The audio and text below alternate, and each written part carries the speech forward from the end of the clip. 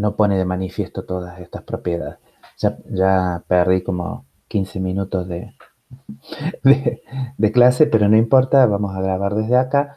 Pero bueno, esta introducción es más que nada para que ustedes se sientan motivados, espero, a tratar de darle un poco más de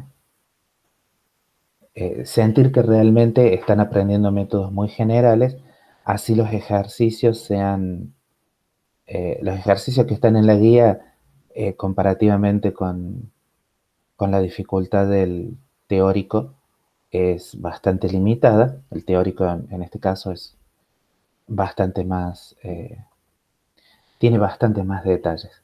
Pero de todas formas va a ser una parte en la cual para poder hacer el práctico realmente van a tener que recurrir al libro. Hay un número bastante eh, elevado de ecuaciones y relaciones de recurrencia y demás cosas para considerar. Haciendo un repaso breve sobre lo que vimos la clase pasada, básicamente lo que dijimos era que estábamos interesados en la base acoplada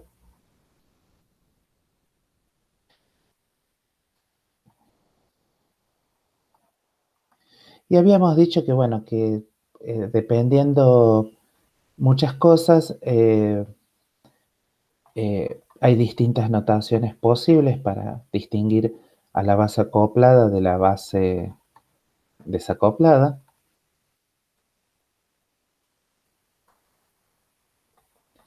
que esta muchas veces se suele denotar poniendo explícitamente cuáles son los momentos angulares que uno suma y qué es lo que está obteniendo. Es decir, eh, uno suma dos momentos angulares cuyos espacios de Hilbert rápidamente podemos decir tienen dimensión 2J1 más 1 y 2J2 más 1.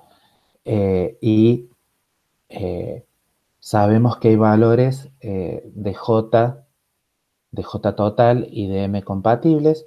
La base desacoplada en general se suele denotar con J1, el valor de M1, que es el número cuántico asociado a la componente Z del momento angular, y J2, M2. ¿Ok? Esta notación es bastante estándar. En general, hay que, hasta que uno se acostumbre, tiene que tratar de ser lo más explícito posible. Algunas veces acá se usa una J mayúscula, se usan J mayúscula y M mayúscula para distinguir, digamos, si por ahí una vez alguno se concentra en solamente dos índices porque quiere eliminar acá la referencia J1 y J2 y escribir menos, una práctica común es utilizar que los índices que corresponden, que numeran a los vectores de estado en la base acoplada, uno utiliza letras mayúsculas en vez de letras minúsculas, y dado el contexto uno se da cuenta que esto es la base eh, acoplada, y esto que está acá es la base desacoplada. ¿Y cómo se da cuenta? Porque estos son letras mayúsculas y estos son letras minúsculas. Todas esas, eh, todas esas variantes pueden utilizarse. Y una cosa muy piola que habíamos hecho, muy piola, eh, muy interesante, había surgido de considerar un operador que potencialmente es muy aburrido, que es JZ, que es igual a J1Z más J2Z, y decir que tengo un operador nulo que es de la forma JZ menos J1Z menos J2Z. Este operador, obviamente aplicado a cualquier elemento de la base, tanto acoplada como desacoplada, tiene que dar cero. Lo divertido es cuando uno aplica esto a un elemento de, de la base acoplada. Por ahora vamos a poner todos los índices, J1, J2, JM, y a izquierda lo multiplica por J1, M1, J2, M2, y bueno, esto tiene que ser cero, básicamente sin importar qué cosa sucede acá. Lo interesante es que en general todo esto se puede hacer, queda de la forma, eh, perdón, ya estoy, todo esto se puede resumir a M menos M1 menos M2 por el producto escalar genérico entre J1, M1, J2, M2 y escribiendo corto JM. Como acá no estoy especificando eh, qué valores, ni que, uno asume que sí, que son compatibles, JM son valores compatibles con todos los valores que tengo acá, y, y obviamente uno asume que M1 y M2 son compatibles con J1 y J2, pero por lo demás, esto básicamente esto es cualquier elemento de la base acoplada, y esto es cualquier elemento, un elemento arbitrario de la base desacoplada, y la conclusión que uno saca es que en general esto no puede ser cero. Y sin embargo, esto, gracias a las propiedades de este operador, siempre es cero. Eso lo que me dice es que necesariamente M tiene que ser igual a M1 más M2. A esto le habíamos dado un nombre un tanto eh, pomposo, pero que es muy bueno, que es el nombre que se utiliza, es el nombre que uno trae desde, por ejemplo, desde la espectroscopía. Esto es una regla de selección.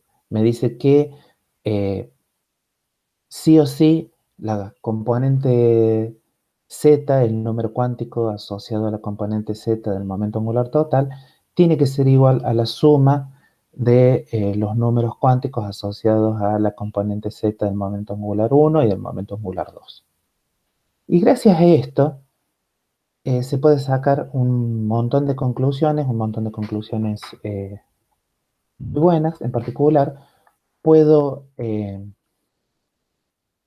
comenzar a clasificar la base acoplada, ¿sí? La base acoplada, esto más cosas que uno aprendió en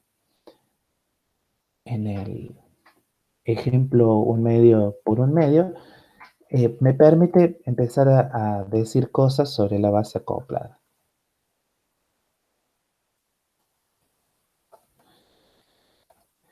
La primera enseñanza que uno sacaba, si uno asumía que J1 es mayor o igual que J2, esto no tiene ninguna...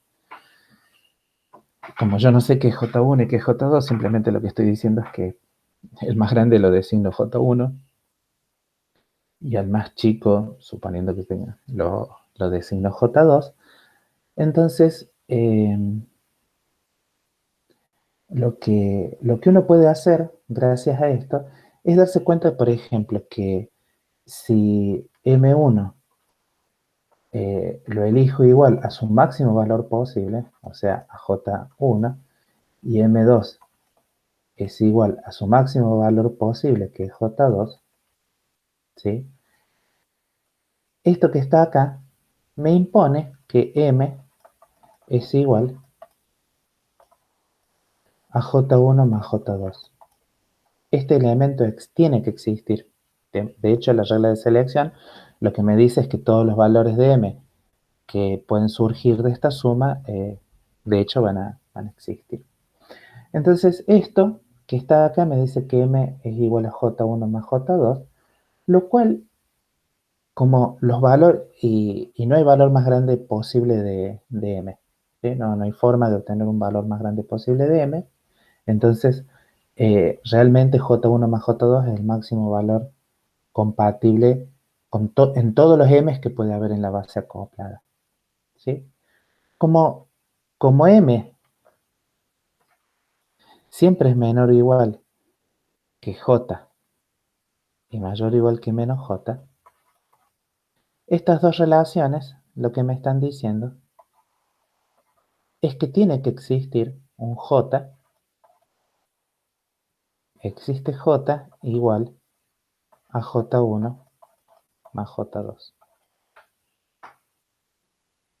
Y así como este es el máximo valor de, de M, y eso me implica que tiene que existir este valor, porque si no, si todos los J fueran menores que este valor, nunca podría llegar a este valor de M. Así entonces, como esto que está acá, esto lo que me dice es que, de vuelta, eh, este valor es el más grande posible de J, justamente para que sea compatible con que exista este valor de M. Y, y bueno, y lo que uno se da cuenta es que hay una única forma de sumar. Si yo agarrara todos los vectores de la base producto, hay una única forma de sumar esto, de sumar m igual a j1 más j2, ¿sí? Hay un único vector, hay un único vector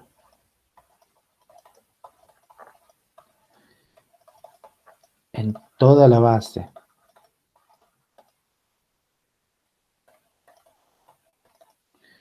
producto con eh, m1 igual a j1 y m2 igual a j2.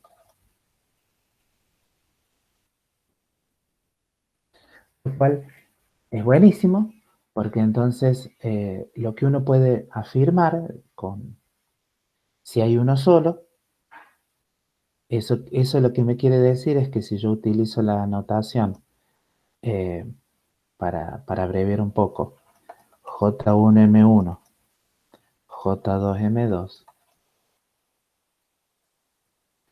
JM, si utilizo esta notación, ¿sí? Esto, la notación, o si simplemente los agrupo como vectores posibles, esto lo que me dice es que si yo tengo el vector M1, M2, este es un vector de la base producto y acá tengo el vector JM, al vector que tiene J1, J2, ¿sí? Acá dropeé, no estoy poniendo todos los índices, no estoy poniendo los índices J porque asumo que son eso, entonces estoy escribiendo solamente los M. Esto tiene que ser exactamente igual a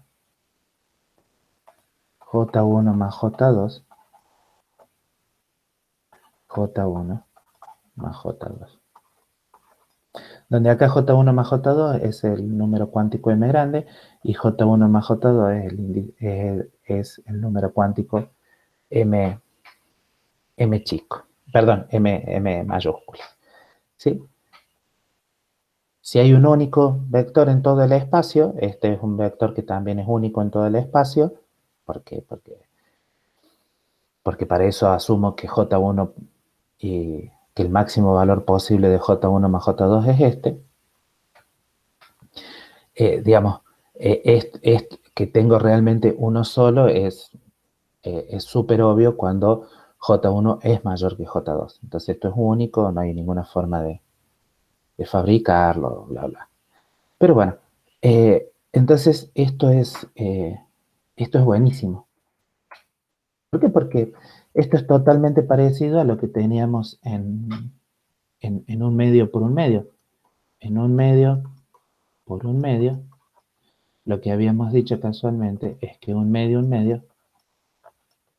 era lo mismo que uno, uno.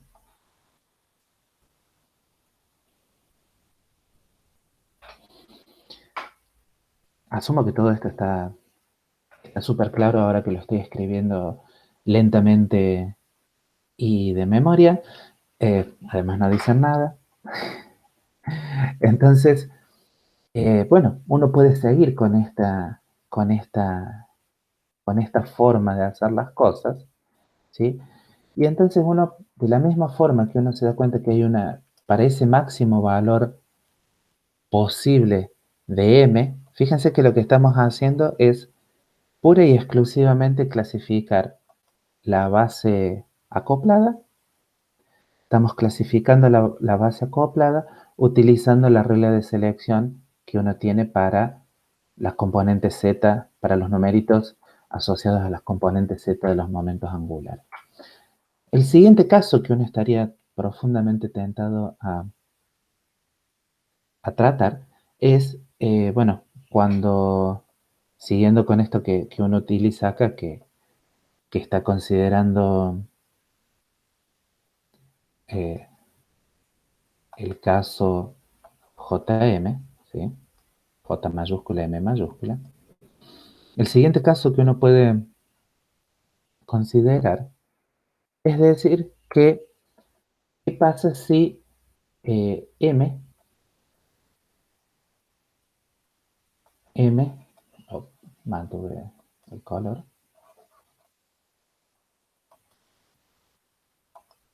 ¿qué pasa si M es igual a J1 más J2 menos 1? ¿Sí?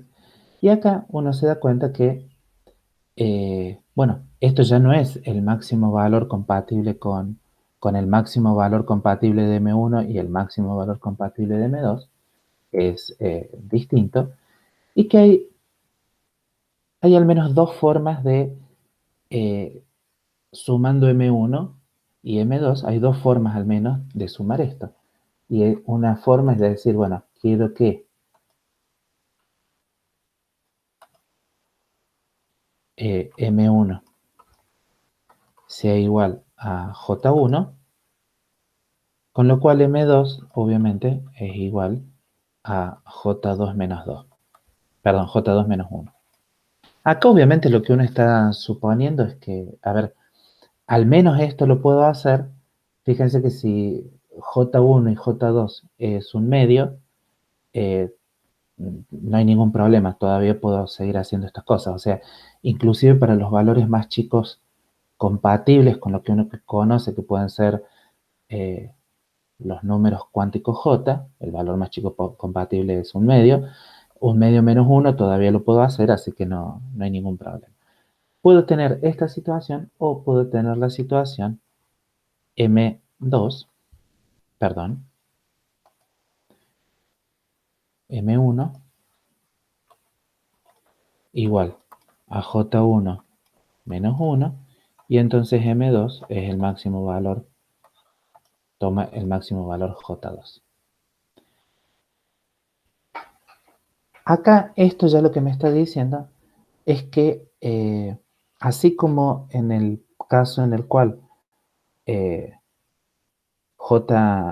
así como acá podría decir que hay un único vector en toda la base de producto que tiene estas condiciones, queda claro que en este caso hay dos vectores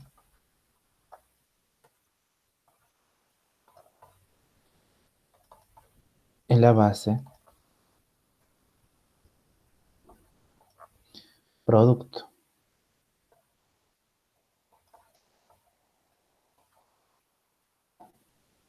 ¿Ok? Esto es muy bueno. Pero no se acaba ahí el cuento, porque lo que uno se está dando cuenta es que como yo estoy clasificando la base de acuerdo al número cuántico m, que es uno de los números cuánticos buenos de la base, ¿sí? Uno podría pensar, digamos, que la base producto es la base desacoplada es una base, y la base y la base acoplada también es una base. Pero si yo acá tengo un subespacio formado por dos vectores, ¿sí? Como, como lo que voy a decir ahora es una trivialidad, el número de elementos en la base desacoplada es el número de vectores base en la base desacoplada, es el mismo número de vectores base en la base acoplada. Así que fíjense, y acá aparece como una especie de subespacio que está asociado a un cierto número cuántico m mayúscula igual a j1 más j2. Acá parece haber un subespacio asociado a eh, el número cuántico m grande igual a j1 más j2 menos 1, ¿sí? Esto que está acá me dice que hay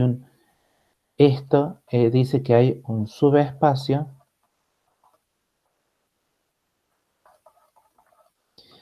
de dimensión 2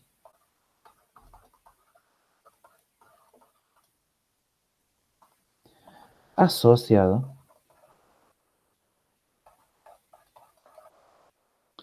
a m igual a j1 más j2 menos 1, lo cual es buenísimo.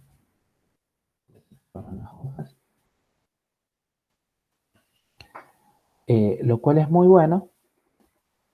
Y fíjense que uno, sin saber nada, digamos sin saber nada, sin saber todavía cuál es la exacta forma, uno puede intuir cuáles son estos dos vectores eh, en la base, eh, en la base acoplada, ¿no? Uno puede intuir cuáles son esos, esos dos vectores. Voy a trazar una línea que separa lo que sucede en una base de la otra. Vamos a trazar esa misma línea acá. Vamos a trazar, vamos a seguir trazando esa línea vertical que separa lo que tenemos de un lado y del otro. Entonces, fíjense que, de vuelta, sin saber mucho, uno podría pensar, bueno, pero ¿cómo podría yo escribir en términos de J grande y M grande dos vectores que el M grande sí o sí sea igual a J1 más J2 menos 1? ¿Sí? O sea, lo que uno quiere es los J compatibles con tener acá J1 más J2 menos 1. Una cosa que uno se da cuenta es que, dado que, por ejemplo, acá encontramos que el máximo valor compatible del momento del número cuántico J grande es J1 más J2, ¿sí? Lo que uno sabe es que compatible con este valor de J1 más J2 está este M y todos los más chicos.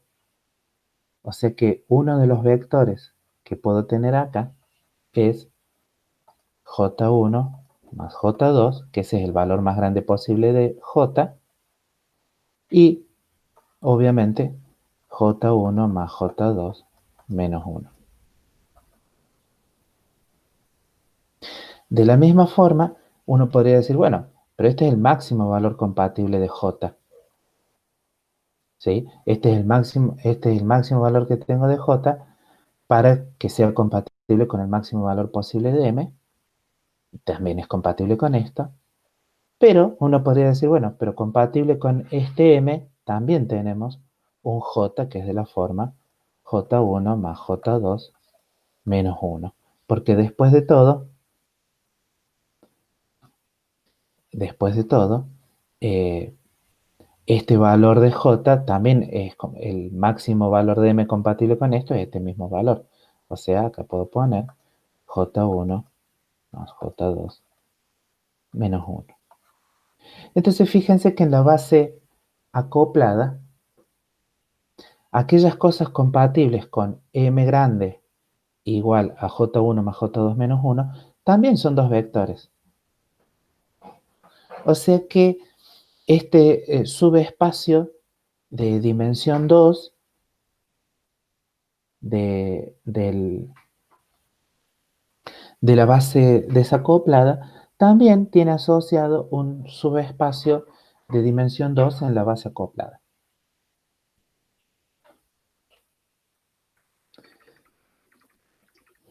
Este proceso puede ser.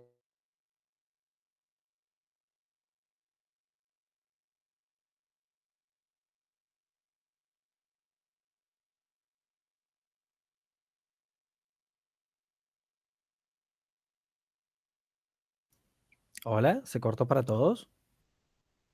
Sí, sí, sí, a mí Sí, también se me cortó.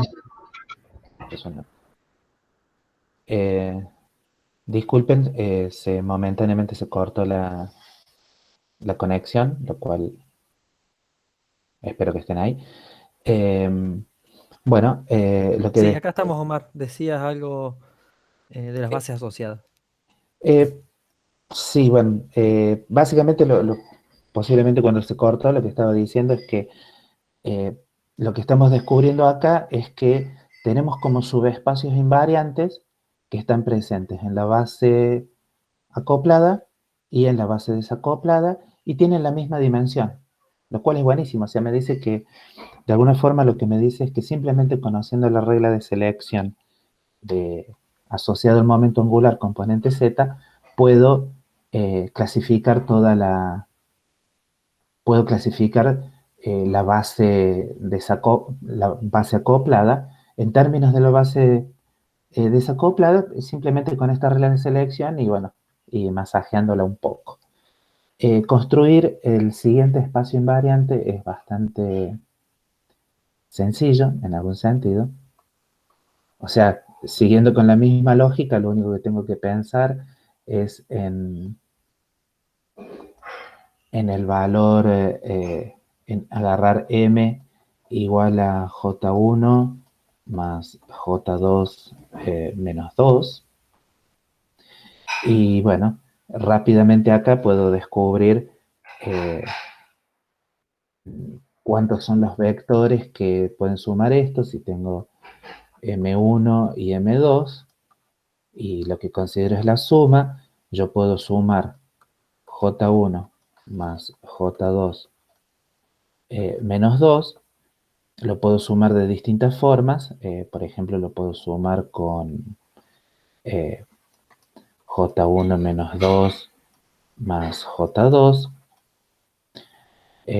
lo puedo sumar con j1 menos 1 más j2 menos 1, o lo puedo sumar con j1 más j2 menos 2.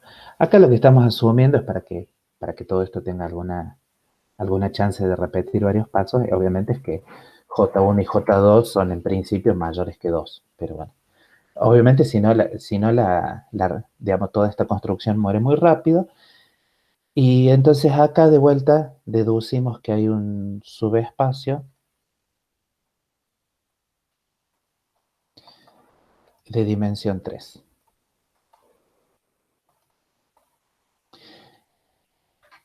Eh, por lo que nos enseñaron en inducción, lo más probable es que acá uno podría encontrar esto y uno dice, bueno, ¿qué valores compatibles con este M hay? ¿Sí? Eh, por ejemplo, ya habíamos dicho J1. Si tengo J grande igual a J1 más J2, ¿es compatible con este valor de M? Y sí, porque es menor que esto. Así que eh, este valor de J es compatible con tener este M. Después, tener J igual a J1 menos J2, perdón, más J2 menos 1, ¿es compatible con esto? Y sí, porque de vuelta este J es más grande que este, y el otro J compatible con este valor de M claramente es J1 más J2 menos 2. O sea que acá en la base acoplada también tengo tres vectores que pueden tener un valor compatible con m igual a j1 más j2 menos 2. Y escribiendo explícitamente, con gran reluctancia de mi parte, esto se puede escribir como j1 más j2, j1 más j2 menos 2, J1 más J2 menos 1, J1 más J2 menos 2 y finalmente J1 más J2 menos 1, perdón, menos 2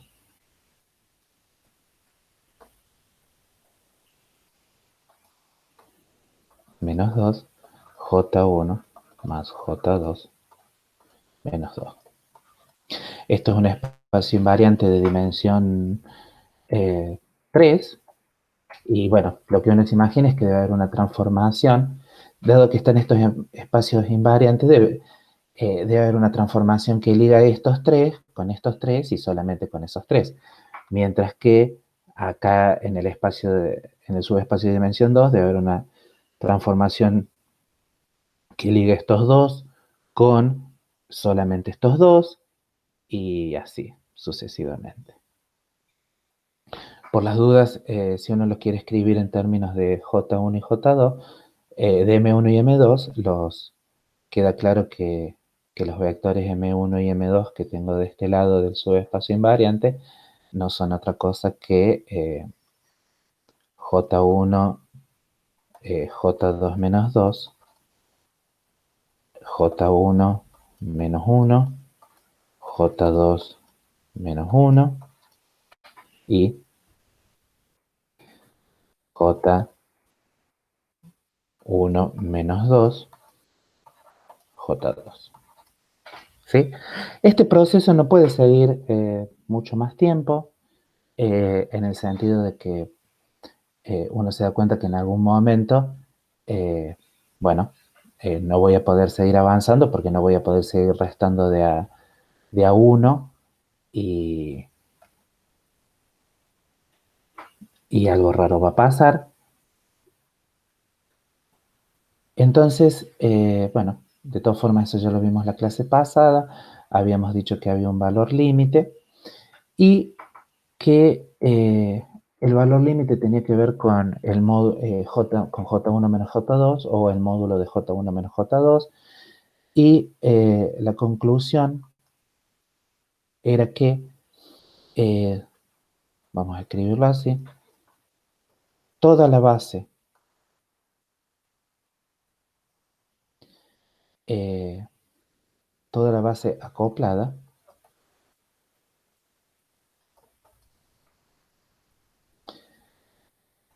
se puede pensar como la suma de bases, vamos a ponerlo así, de subespacios invariantes.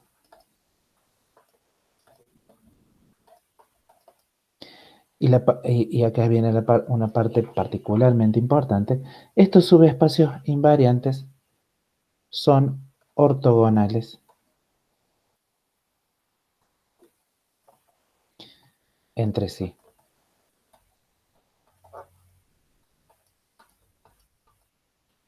¿Y esto cómo lo sé? Que son ortogonales entre sí. Y porque, por ejemplo, estos tres vectores claramente son ortogonales a estos dos, que acá no los escribí a los dos, los voy a escribir rápidamente. Acá tenemos J1, J2 menos 1, J1 menos 1, J2, ¿sí? Y estos dos a su vez son ortogonales a, a este que están acá, ¿sí?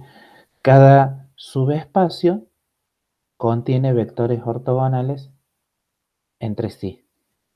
Y uno se da cuenta bueno, que las dimensiones de estos subespacios son como muy interesantes, son 1, 2, 3, etc.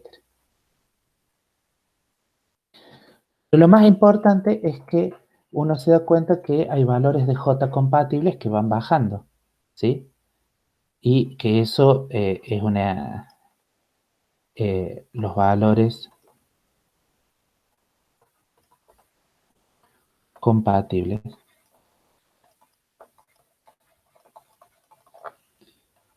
de J grande son J1 más J2, J1 más J2 menos 1, hasta, ya tendríamos que estar haciendo un descanso, hasta algún lado, ¿sí? Lo que habíamos visto en la clase pasada y ahora debería ser un poco más sencillo de ver con todas las cosas que hemos hecho, y esto va básicamente hasta el módulo de J1 menos J2.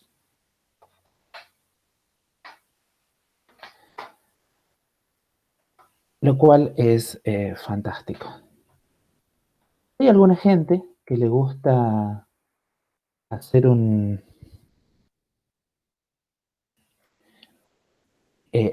lindo gráfico que escribe a todos los elementos de la base acoplada como un arreglo, ¿sí? Donde ese arreglo uno lo puede hacer en términos de J o en términos de, déjenme pensar un segundo a ver si estoy haciendo correctamente. Sí, en términos de J y en términos de M, pero los voy a escribir de otra forma. Si uno tiene, organiza por columnas, en las columnas pone J1 más J2, o sea, pongo los valores compatibles de J en lindas columnitas, ¿no? Espero que me salga más o menos bien el dibujo. Entonces vamos a poner acá J1 más J2, vamos a poner, qué sé yo, supongamos que con 3 o con 4 vamos a hacernos una idea perfectamente. Y en las filas voy a organizar los valores de, digamos, sigo escribiendo para que quede más explícita la construcción. Acá pongo, ya utilicé un color inadecuado. Acá lo que pongo es J1 más J2 menos 1, J1 más J2 menos 2, y acá pongo los valores de M compatibles, ¿sí? Entonces, los valores de M compatibles, eh, hay unos lindos gráficos que ponen M acá, como es M, J, ahí estamos. Entonces los valores de J corren así, los valores de M corren acá, y entonces acá viene eh, el, podría, podría escribirlos, a ver, voy a escribir los vectores para que sea más explícito. Acá pongo J1 más J2, J1 más J2, J1 más J2, J1 menos, perdón, más J2 menos 1, J1 más J2, J1 más J2 menos 2, y esto sigue claramente hasta J1 más J2, y M puede ser menos J1 más J2. Este otro, en J1 más J2 menos 1, acá no hay nada, obviamente. No puedo tener un valor de M más grande que el valor de J. Entonces esto empieza en J1 más J2 menos 1, J1, las columnas las dejé muy finitas, J1 más J2 menos 1, y así. Acá queda claro que en esta columna hay Aquí hay 2 J1 más J2 más 1 vectores. En esta que están acá, esto viene hasta un valor más chiquito, esto viene solamente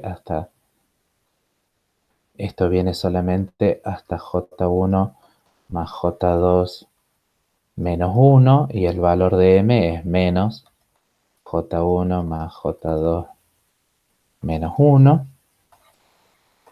Aquí en esta columna hay 2 J1 más J2 menos 1 más un vectores y así hasta el valor de J más chico compatible.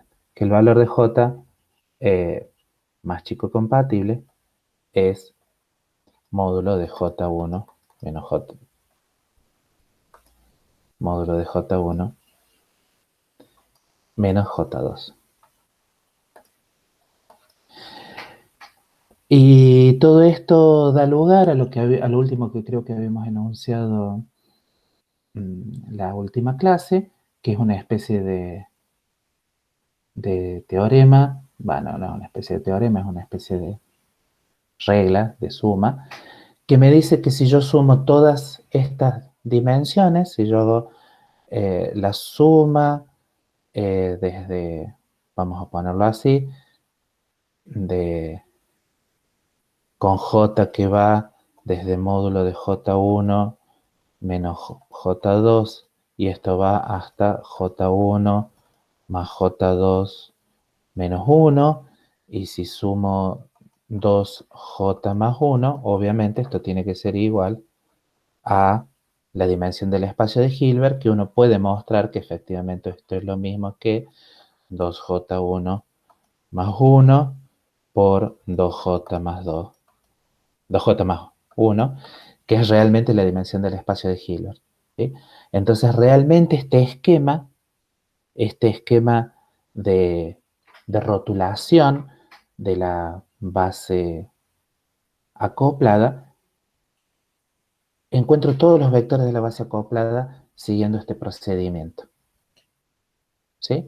Esto es excelente, porque me dice que, bueno, puede ser que todavía, o sea, fíjense que lo único, vamos a decirlo así, lo que estamos diciendo es que la base rotulada de esta forma es completa, cubre todo el espacio que tiene que cubrir, lo cual es maravilloso.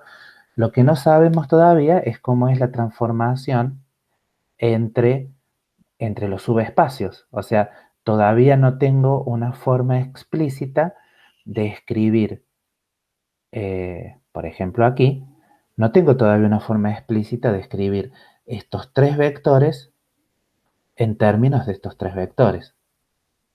O por caso no tengo una forma explícita de escribir estos dos vectores en términos de estos dos vectores. ¿Sí? Entonces, lo que vamos a hacer ahora después de una pausa es ver los coeficientes de Clebsch-Gordan, que es la forma sistemática que uno tiene para relacionar cómo son los vectores de la base acoplada en términos de la base desacoplada, y lo que uno se imagina es que, bueno, estas relaciones tienen que, así como uno construye estas cosas trabajando o a J fijo, a J mayúscula fijo o a M mayúscula fijo,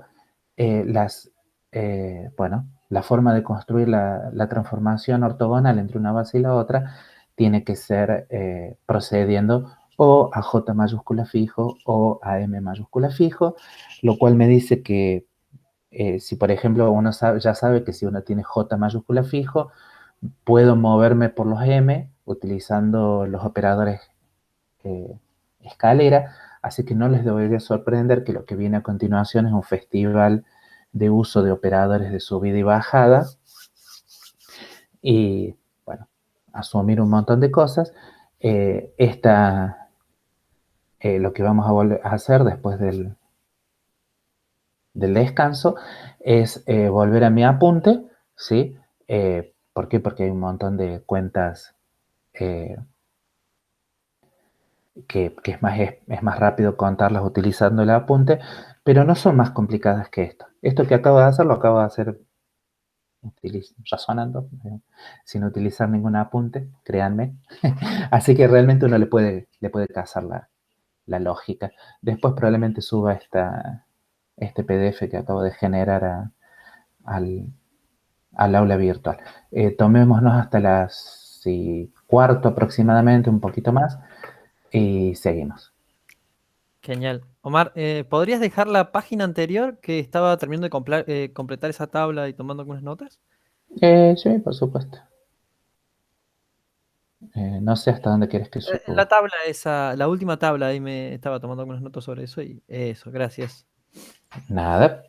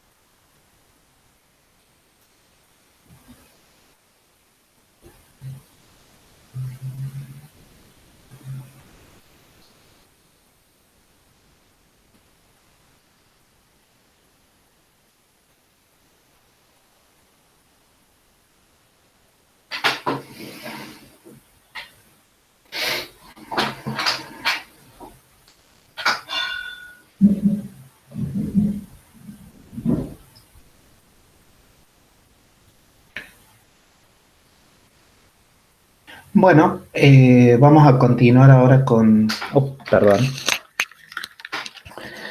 Lo que decía era que íbamos a continuar con la clase. Eh, Creería que después de lo que vimos hace un rato, estamos como más preparados para enfrentar los coeficientes de Clash-Gordon. Los coeficientes de Clash-Gordon no tienen que entenderlos ni nada más ni nada menos que como la transformación que me permite ir desde la base eh, desacoplada a la base acoplada, ¿sí? Básicamente lo que uno está escribiendo en esta ecuación es que todos los elementos de la base acoplada se pueden escribir como una suma de los coeficientes de perdón, de los coeficientes, de los elementos de la base producto. Esto ya lo estuvimos viendo arriba de otra forma, y lo que decimos, esos coeficientes los designamos utilizando todos los índices necesarios. Hay, no sé, muchas formas distintas de denotar a los coeficientes de Clash-Gordon. En el caso de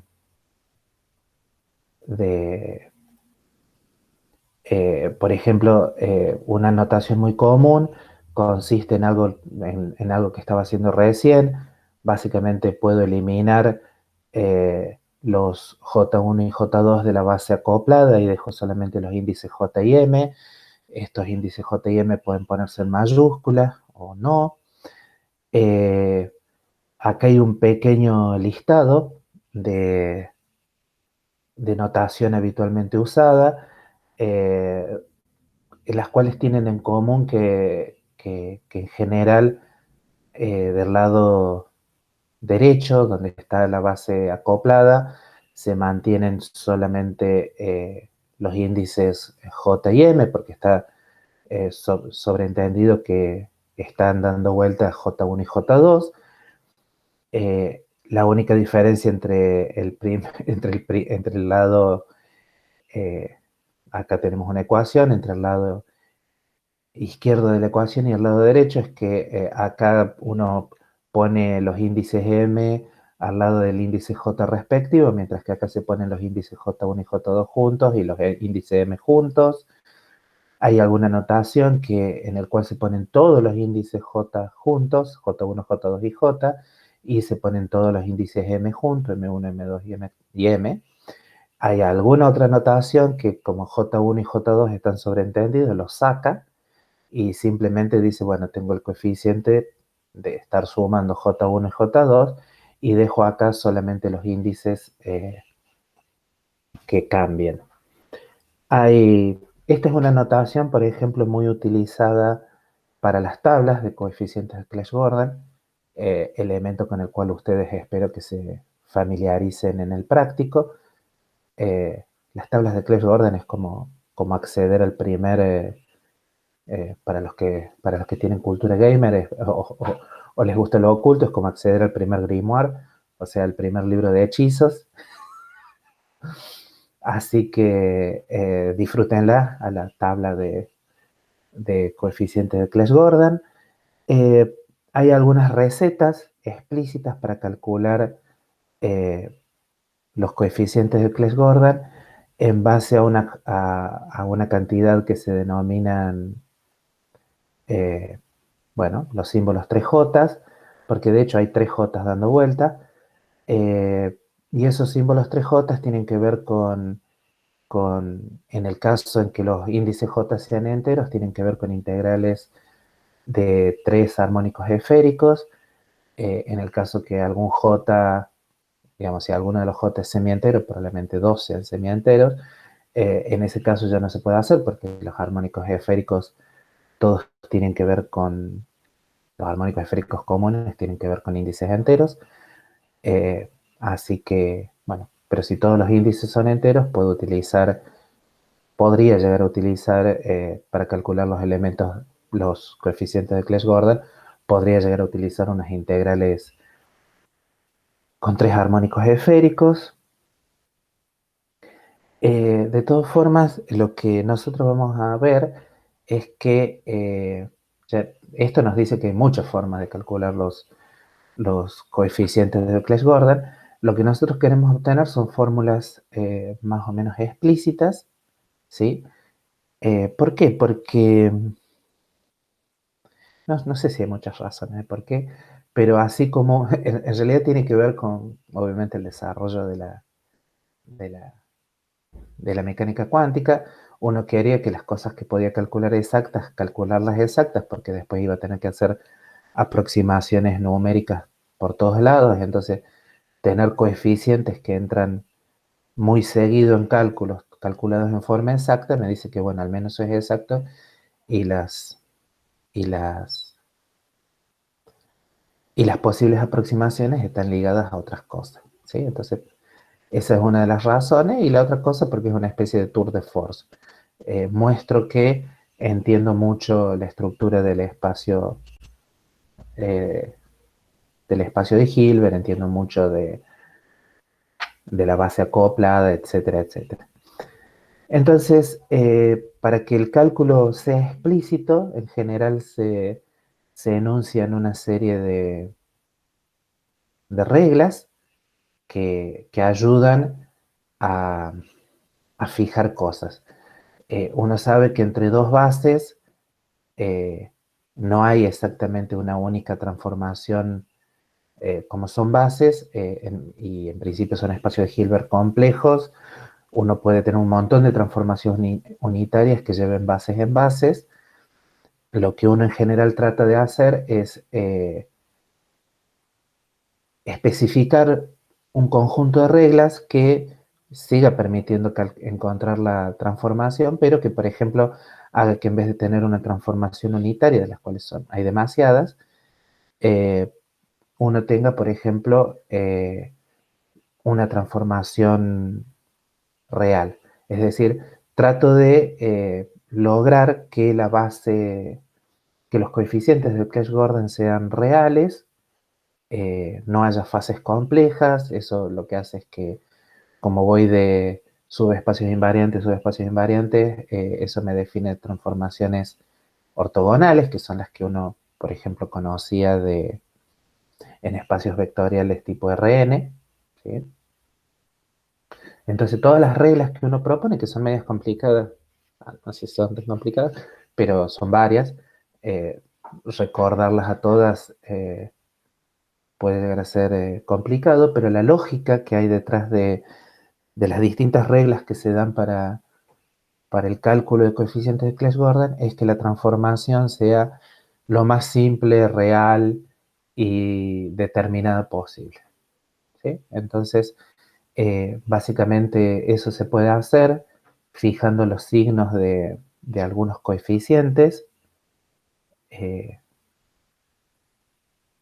a ver, vamos a decirlo así, eso tampoco es tan raro porque, por ejemplo, bueno, no voy a volver tantas páginas, pero como uno ya sabe que, por ejemplo, para el vector de la base acoplada con índice J1 más J2 y M igual a J1 más J2, eso está relacionado con un único vector de la base desacoplada, entonces ese coeficiente de Clebsch-Gordon es 1, ¿sí? No es para nada raro.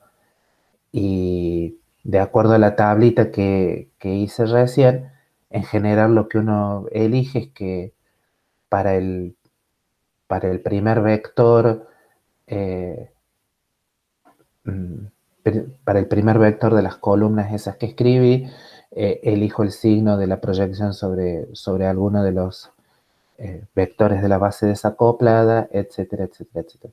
Esa es la lógica que hay detrás de las reglas y sería bueno que traten de entenderlos en esos términos. Entonces, bueno, las reglas de selección y la condición triangular son las dos primeras reglas, no nos debería sorprender porque ya sabemos que esas reglas están metidas inextricablemente en todo esto. Después, bueno, la regla 3 dice que los coeficientes se toman reales, eso ya lo anticipamos. Después acá, esto era lo que decía, que cuando uno considera justamente el vector de la base acoplada, que M asume el máximo valor compatible con J, este siempre se elige positivo. Perdón, la proyección sobre el elemento respectivo de, de la base desacoplada, este siempre se toma positivo. Esta es la regla que dijimos recién, que cuando tengo el máximo valor compatible de J y de M, este coeficiente es igual a 1, lo cual es perfecto. Podría ser menos 1, no hay ningún problema, digamos. Total, sabemos que los rayos, bla, bla, bla, pero de hecho se elige exactamente igual a 1. Y bueno, después hay alguna otra serie de, de reglas que básicamente asumen ciertas propiedades de simetría sobre los vectores que tienen, cómo puedo relacionar eh, la proyección de los vectores de la base acoplada que tienen un índice m negativo con los respectivos de la base desacoplada con índices negativos, cómo lo puedo relacionar con los coeficientes de Clash-Gordon que tienen todos los índices positivos. Y bueno, esto en general me ayuda a tener que calcular muchas menos cosas en forma explícita. De alguna forma podría decirse que solamente tengo que calcular los coeficientes de Clash-Gordon para la parte superior de la tabla, ¿sí? Eh, ¿Qué más? Bueno, básicamente si pensamos en cómo es la transformación, que los coeficientes de Clash-Gordon me dan la transformación entre la base, eh, me agarran la base desacoplada, le pongo los coeficientes de Clash-Gordon, me da la base acoplada. Si puse toda una serie de condiciones, básicamente lo que puedo ver es que la transformación de desacoplada a acoplada es alguna cosa muy simple de la transformación inversa.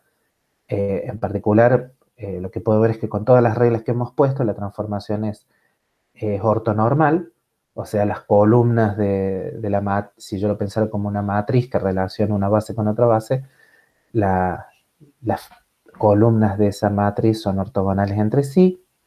Esto puede ser un poco oscuro, pero ustedes ya hemos visto un ejemplo explícito.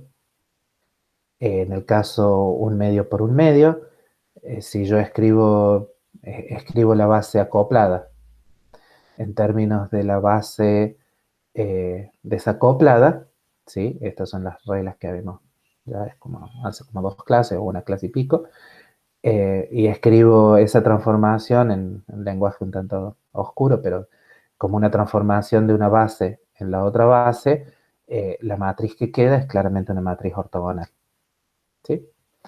Y por lo tanto, la transformación inversa es básicamente la traspuesta. En el caso de si esta transformación fuera unitaria, la inversa sería la traspuesta compleja conjugada y todo funcionaría de la misma forma. ¿Por qué? Porque es una transformación que lleva una base en una base. Tiene propiedades muy buenas. Eh, entonces, por cierto, también sabemos que que las bases son completas, o sea, satisfacen la relación de clausura si sumo todos los proyectores asociados a los vectores de la base, lo que tengo es una expresión de la identidad dimensión del espacio por dimensión del espacio. Y bueno, entonces, eh, para empezar a hacer nuestros pininos en esto de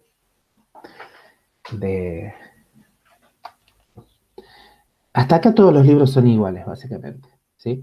Las partes más explícitas que tengo acá están medio sacadas del Shankar y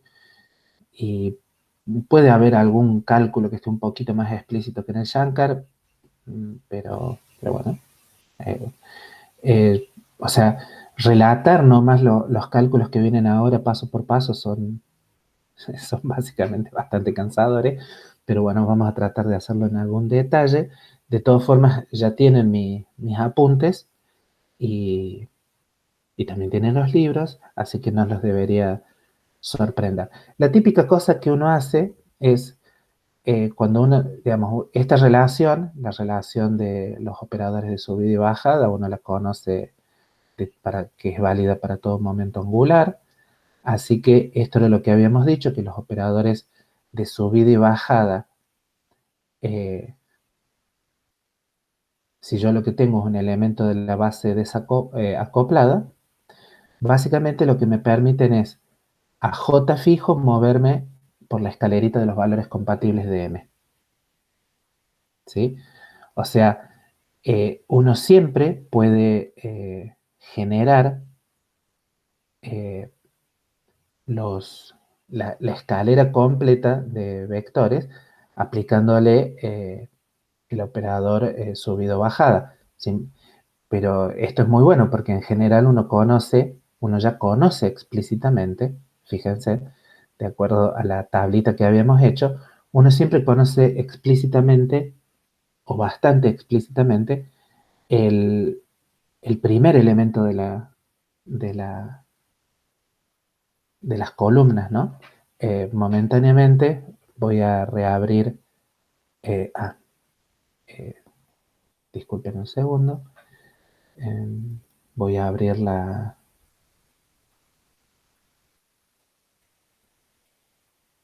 esto tiene la fecha de hoy, así que debe ser esto lo que hicimos.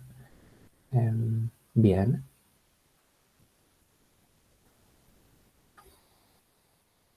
lo que quiero decir es que acá estamos. Voy a cambiar lo que estoy presentando, simplemente para presentar algo momentáneamente. Mm, Esto es lo que quiero mostrar. Fíjense que de esta columna, de esta tabla, en general, este uno lo conoce explícitamente. Sabemos que está conformado eh, por,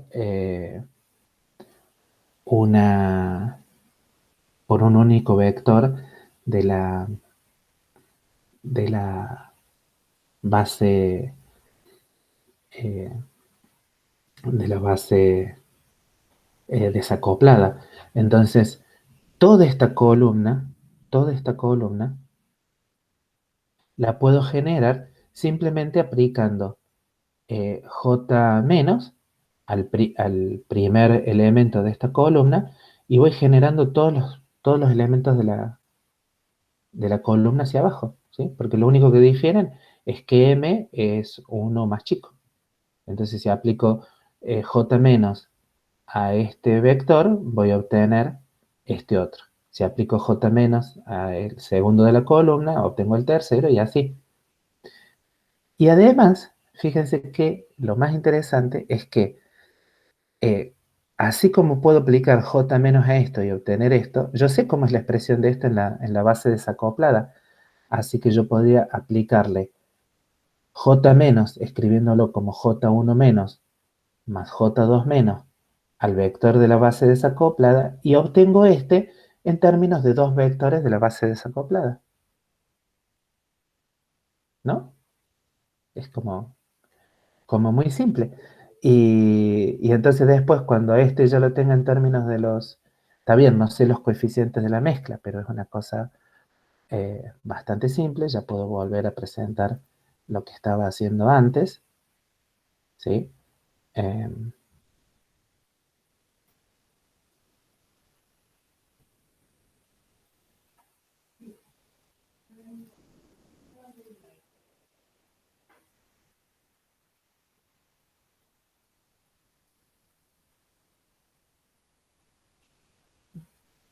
Ajá. Porque no se presenta.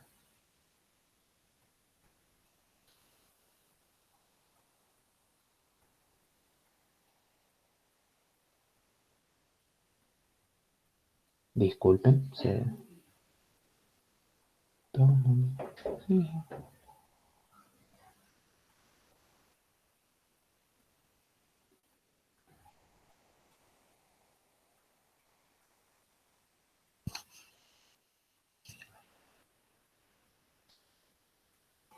Ahí estamos. Lo que acabo de decir recién lo voy a hacer acá en un pequeño margen. Lo puedo hacer acá.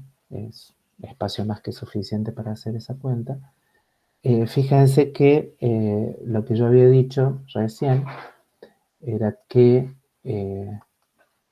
como en la base desacoplada, perdón, en la base acoplada yo sé cuánto vale que J1 más J2, J1 más J2, que es el primero de su columna, si yo le aplico J menos, esto es básicamente proporcional a J1 más J2, J1 más J2 menos 1, ¿sí? Que es el segundo de la columna, pero esto que está acá también lo puedo escribir como, capaz que tendría que haberlo escrito en algún color para que distinga del apunte normal. Esto que está acá también lo puedo utilizar, que sé qué vector es este y también sé que es esto. Entonces todo esto que está acá no es otra cosa que J1 menos más J2 menos aplicado a el vector J1 J2.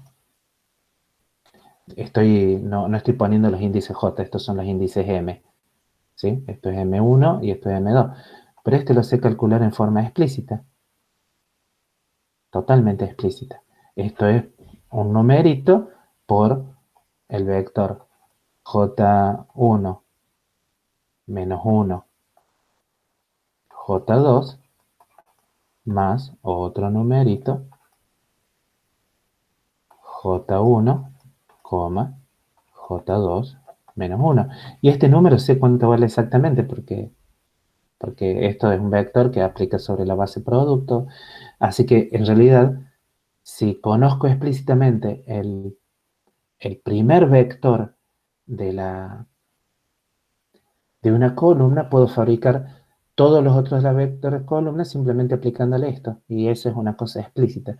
Entonces lo que uno tiene que apuntar es a fabricar los primeros vectores de cada una de las columnas de ese hermoso gráfico triangular de esa tabla triangular que hicimos más arriba, y lo que tiene y todo lo que viene después tiene que estar entendido en esos términos, ¿sí?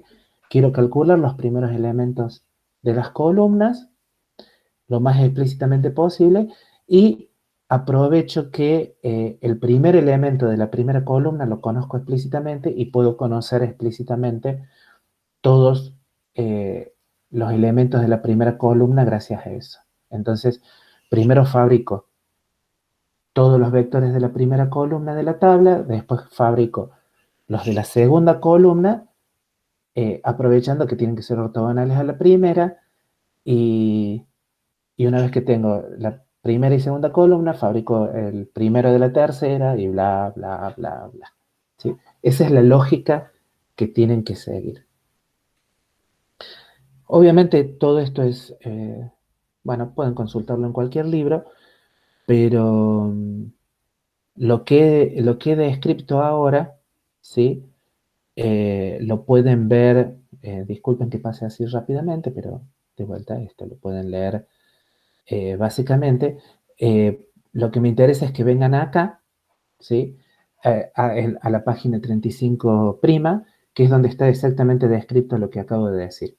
Esto creo que estoy casi seguro que lo saqué del Shankar y a lo sumo tiene alguna cuentita extra, pero es lo que acabo de decir. Fíjense, como el primer elemento de la tabla es igual a este vector de la base producto, aplico J menos, ¿sí?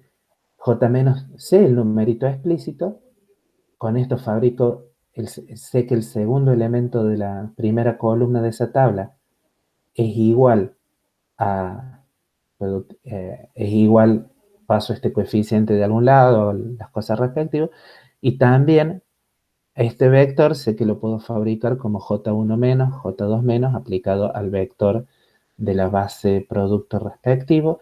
Entonces tengo una forma explícita de el segundo elemento de la tabla, del segundo elemento de la primera columna, en términos de la base producto. Acá de vuelta está la tabla. Este es el que conozco explícito. Utilizando J más y J menos, puedo tener este. Y en realidad puedo tener toda la columna. El que no conozco tan explícito, por así decirlo, ¿sí? Entonces, eh, vamos a poner acá algunas, vamos a ponerlo en rojo. Este, vamos a decirlo así, es el elemento inicial. Elemento inicial conocido. ¿Qué queda? El EIC, qué feo, conocido. Entonces, recorro esto aplicando J menos, que es igual a J1 menos más J2 menos. Y entonces todo esto son explícitos, lo cual es buenísimo. El problema es que si yo quisiera aplicar J menos para fabricar toda esta columna, esta es la misma tabla que había fabricado antes, salvo que no están las líneas azules tan prolijitas, pero si quiero fabricar este, ¿sí? Lo que uno se podría preguntar es qué uso, ¿sí? Entonces, el punto ahora es qué hago con esto, ¿sí? Pero de acuerdo a todas las consideraciones que habíamos hecho antes, ¿sí? Este valor de, de m, el valor de m, que es j1 más j2 menos 1, solamente se puede obtener en términos de dos vectores de la base producto, ¿sí? Los dos vectores que aparecen en la base producto, que tienen que ver con esto, yo sé que este vector es igual a alfa por, y lo que voy a escribir ahora está en la base producto, J1, J1 menos 1, coma, J2, J2. Y el otro que está acá es beta por J1, J1, J2, J2 menos 1. ¿Ok? Eso lo sé de toda la construcción que hice. Pero casualmente estos dos vectores de la base producto son los mismos dos vectores que entran acá. Son los mismos dos vectores que entran acá. Fíjense en acá, después de que apliqué J más, escrito como, perdón, J menos, escrito como J1 menos, J2 menos, los dos vectores que aparecen son el J1, J1 menos 1, J1, J1, perdón, esto está mal, me equivoqué en notación, este, esto es claramente un 2 y esto es un 2, y acá tengo el J1, J1, J2, J2 menos 2. Entonces, si comparan esto con esto, ¿sí? Y además sé que estos dos vectores entre sí tienen que ser ortogonales, tengo una relación que me dice que esto que está acá es ortogonal a esto. Entonces podría rápidamente, siguiendo todas las reglas que di antes, elegir cuánto valen alfa y cuánto vale beta. ¿Ok? Y eso ya me determinó el primer elemento de la segunda columna. A partir de ahí puedo generar todos los vectores de esta columna simplemente aplicando J-. La lógica para la siguiente columna es la misma, ¿sí? Y voy, lo que uno se imagina es que el siguiente digamos, el primer elemento de la siguiente columna se puede escribir en términos de tres vectores en términos de tres vectores de la base producto, igual que los que están a la misma altura en la segunda columna y en la primera columna. Pero, digamos, voy a fabricar un vector que va a ser combinación de tres vectores de la base producto, que va a ser ortogonal a estos dos. Entonces, voy a tener dos ecuaciones, más alguna de las condiciones anteriores, puedo fijar esos tres coeficientes. Y así voy fabricando absolutamente todos los coeficientes de Clebsch-Gordan. ¿Ok?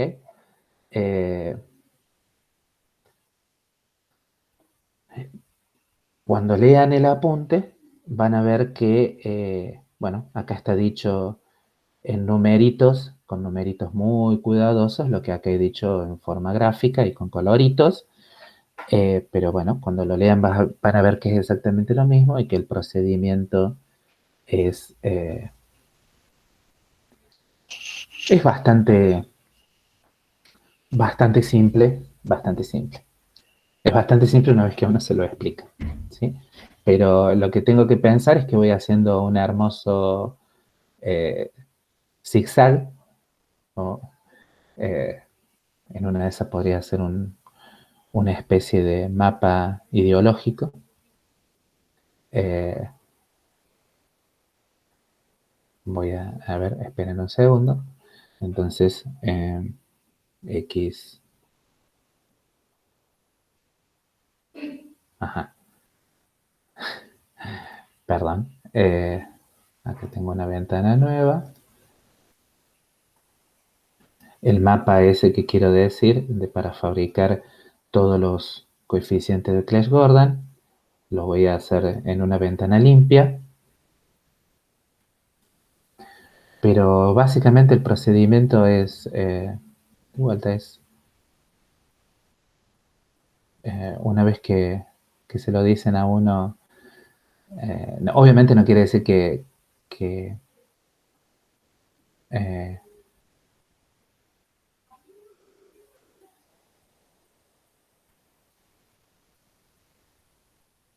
bueno, no quiere sacar la línea, no importa.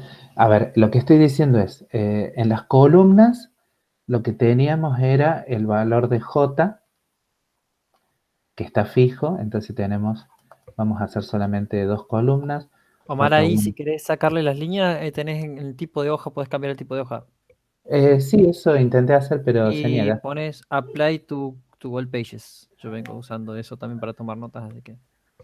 Ok. Y si Está querés, puesto que también Applet. te deja agregar hojas en el medio del PDF que vos estás laburando. No te hace falta abrir un nuevo documento. Hojas blancas. Sí, también. Mira, acá sí, Te avisaba por las dudas. Usar eso. sí, lo que pasa es que hay veces, todo depende de lo que uno quiera, Sí, sí, sí, o obvio, sea, obvio. cómo lo quiero ir grabando y demás, Perfecto, te avisaba por las dudas. no, gracias, gracias. Además, cuando uno lo está escribiendo y demás, empieza a vacilar la cordura. Pero bueno, a ver, vamos, esto lo voy a borrar momentáneamente. A ver, delete. Me voy a quedar con esta que está vacía. Y a esta vacía, a ver, ahora le vamos a decir que le ponga linitas. Ahí está como me gusta. Entonces vamos a compartir esto. No, ya hice macana. Vamos a compartir y vamos a compartir esto. Y lo vamos a compartir a pantalla completa. Ahí estamos. Bien, entonces, de vuelta, vamos a repetir ahora la lógica. La lógica es, yo empiezo siempre con J el más grande posible, J1 más J2, y empiezo con el M más grande posible, que sabemos que es J1 más J2, J1 más J2. Aplico, digamos, lo que voy a hacer, voy a tratar de escribir en distintos colores lo que es eh, esto. Sabemos que en la base desacoplada es simplemente J1, J2.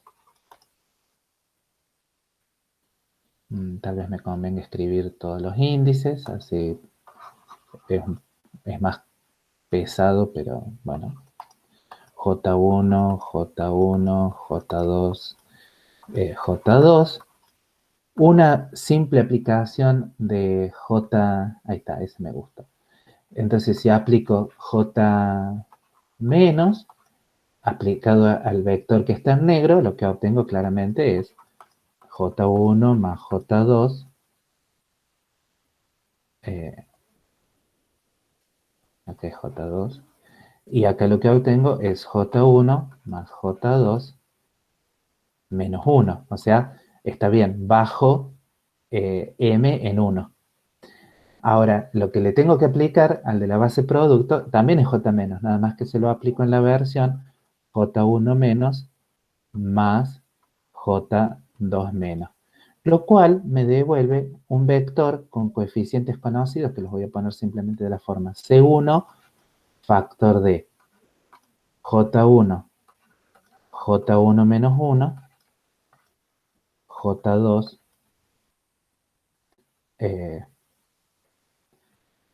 J2 menos 1,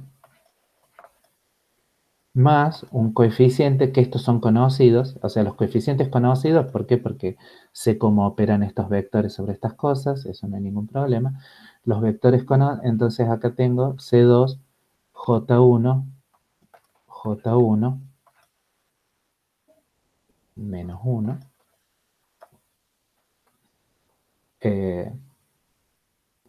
J2, J2.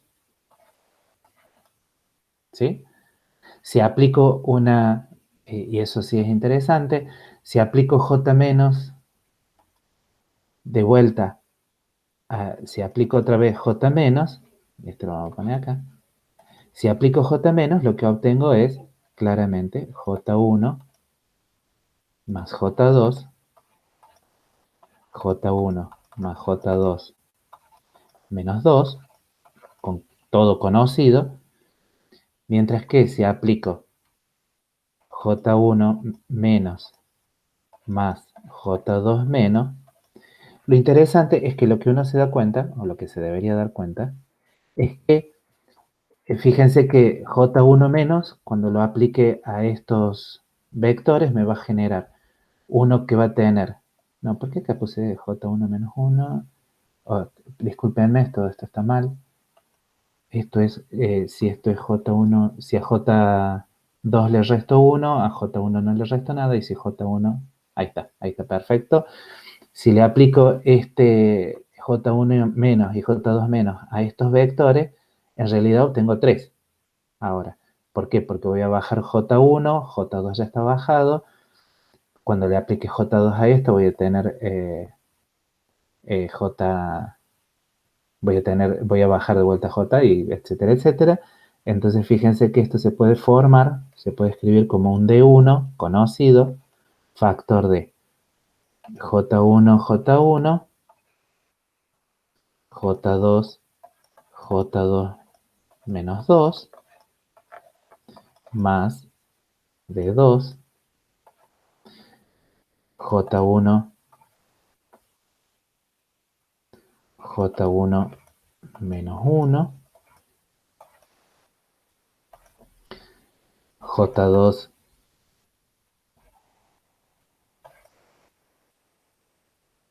J2 menos 1, más D3, factor de J1, J1 menos 2, J2, J2. Brillante. ¿Ok? Entonces, La primera columna la fabrico directamente así, ¿sí? Lo que uno sospecha cuando fabrica la segunda columna no tiene un equivalente acá, o sea, cuando, cuando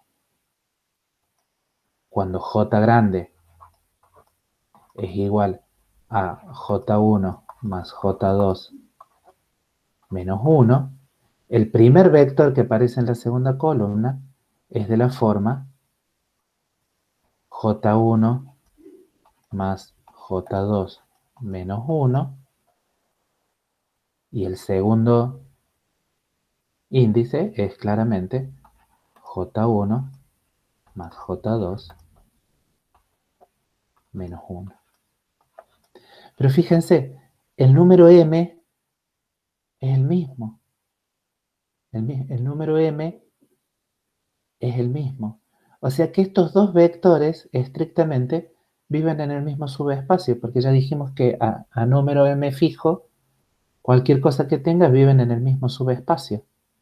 ¿Sí? Entonces, legítimamente, sin saber nada, ¿sí?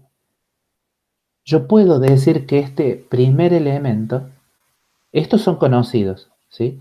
Pero yo puedo decir legítimamente que esto que está acá, y lo vamos a escribir en un color distinto, yo puedo postular legítimamente que esto es de la forma alfa y los mismos vectores, o sea, alfa J1, J1, J2, J2 menos 1, más beta,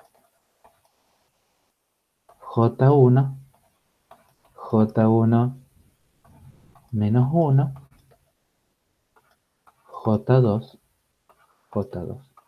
¿Y por qué? Porque viven en los mismos subespacios. Viven en exactamente el mismo subespacio. ¿Por qué? Porque tienen el mismo número m. Y ya dijimos que esos subespacios son ortogonales a cualquier otra cosa. Entonces, como estos son conocidos y estos son desconocidos, yo puedo, pero lo que sí seguro es que como son elementos de la base acoplada distinta, son vectores distintos de la base acoplada, este, este vector es ortogonal a este. Entonces saco una relación de ortogonalidad entre estas dos cosas, ¿sí? Eh, es medio, o sea, es burocrático escribirlo, pero no es complicado. Entonces lo que uno sabe es que C1, ya dijimos que los C son reales, así que no hay problema. Y lo escribo como que J1, J1, J2, J2 menos 1, más C2, vamos a poner un gran corchete acá, más C2, J1, J1 menos 1. Estoy transcribiendo lo que está acá. J1 menos 1, J2, J2,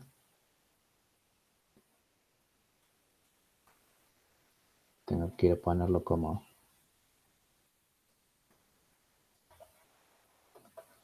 Todo esto, si yo lo multiplico por lo que está en este color, que no tengo idea cómo se llama, si yo lo multiplico por alfa, bueno, ya sabemos lo que es, más beta, ya sabemos lo que es, esto es igual a 0, ¿sí? Entonces, usando que la transformación tiene que ser ortogonal y etcétera, etcétera, etcétera, lo que puedo sacar, por ejemplo, es que, y eso es lo que está dicho más arriba, puedo sacar rápidamente que, por ejemplo, que eh, alfa es igual a menos C2 y beta es igual a C1. Y con esto, como C1 y C2 eran conocidos, alfa y beta pasan a ser conocidos. Ahora tengo el segundo elemento, perdón, el primer elemento de la segunda columna ya lo conozco. y puedo proceder a fabricar todos los elementos de la segunda columna utilizando JMenos. ¿Ok? Y así voy procediendo con absolutamente todos. Y puedo calcularlos a todos en forma exacta, en forma explícita y con una gran comprensión de los asuntos cuánticos de la vida. Voy a ir terminando, pero esto que he contado